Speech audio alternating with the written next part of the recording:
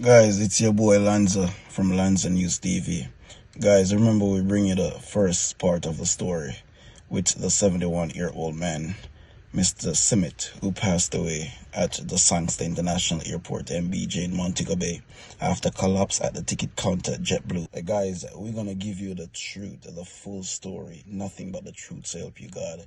And people, you all know how politicians stay. You understand, especially Jamaican politicians. You understand, when I hear Christopher Tufton say he need a full report and all these things, I don't pay them mind, because guess what? I've seen how many times people get treated at the airport. You understand?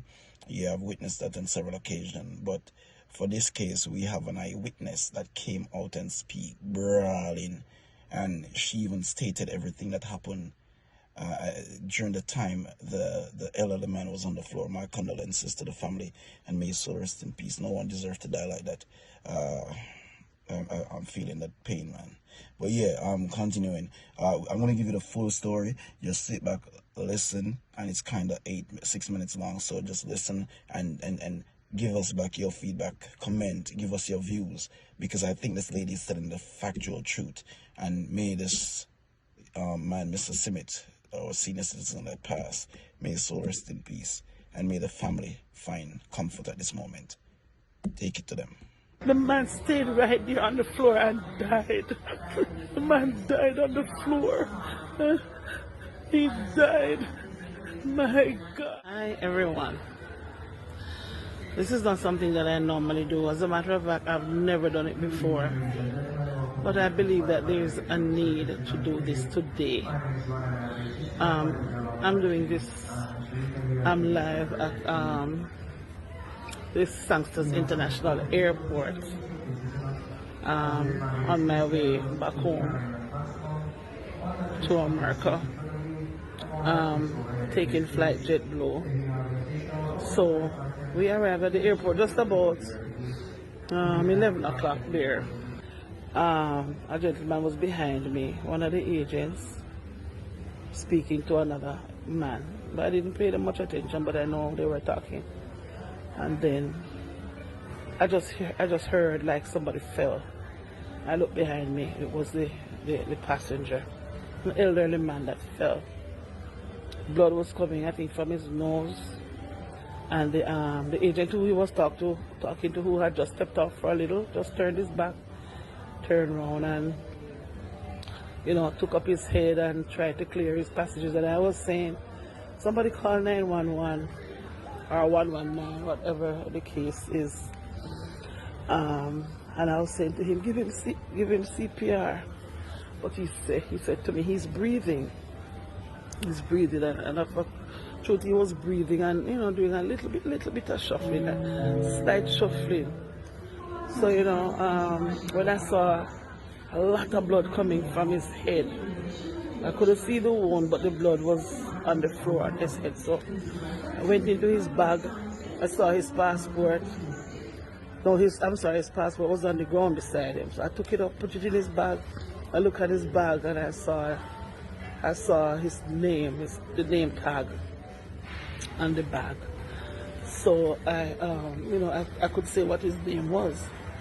And then I was saying to the gentleman, we were there conversing, and I said, somebody call help. So in the meantime, I guess somebody was making a call. Somebody did say that they called whatever. I think they said operations or something. Right? And while they were there, nobody, and it took about between 20 minutes and half an hour for a lone nurse to come by. Right? And while the man was there, while the young guy was there with him, trying to keep his head up and all of that, I went into his bag and I saw a roll of tissue. And I gave him the roll of tissue, the entire roll, and tell him to press it on the wound. Try to press it on the wound on the head.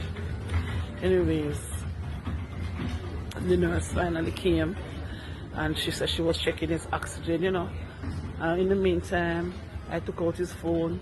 I got his phone and was searching his phone to see if we could find a number, a recent number.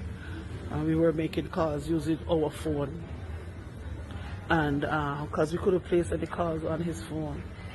And then the JetBlue lady came and she took his phone and she went on the phone myself and her, we were going through what to find a number that we think we could call. So she called the number. While she was calling the number, another gentleman who came, I don't know who he represents, but he's with the airport. He's with the airport, he had on one of those vests. And he was saying, because we got through to the person on the phone, and the lady was telling him that, you know, the customer, I won't say his name, the passenger, he collapsed, you know, and he's at the airport. So she said she was trying to get somebody, you know. He was there, you know, telling us to tell him, or telling the JetBlue lady to tell the person on the phone that the single ambulance that is at Cornwall Regional is not available. And for them to call a private ambulance, the person on the phone has to approve the payment of $400 US. They have to confirm that it's okay for them to call the ambulance and noting the payment of $400 US. So I said, we have to wait for them to do that to get help for the man. The man need help. The man, I saw the man gap. I've never seen somebody gap, or what they call it, catch breath, in my entire life. First time I'm seeing that, right? And the man was gapping, right? And the man was saying, so I said, why you need to tell them that? Why you need to get $400, or to confirm that then we pay $400 before you call that? You understand? So that is stupid. So the nurse was saying, if they can't get the ambulance, then they'll get the taxi. I said, miss, get the taxi. I'll pay the money for him. I'll pay the taxi. Get the taxi. Get the taxi. You understand? So they tried to let me know that it's protocol, and they have to get approval from the family member to call. They call the ambulance. They call it private ambulance, which will cost $400 US. The man at the airport, waiting and ready to go back to America, taking JetBlue, right? And he would have paid his fare to go on the flight.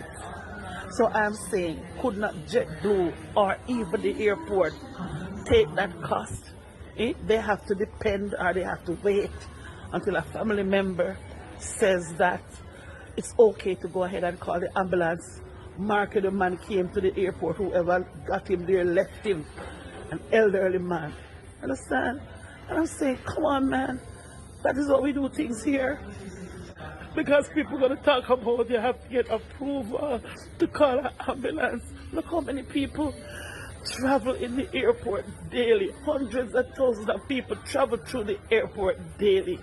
And we don't have nothing in place for things like this.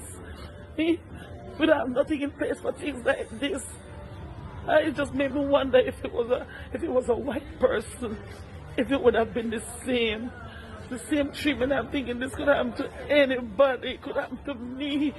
It could happen to anybody at all, right? You know, just sit there and die. It takes so long to make a decision when people's life is dependent on it.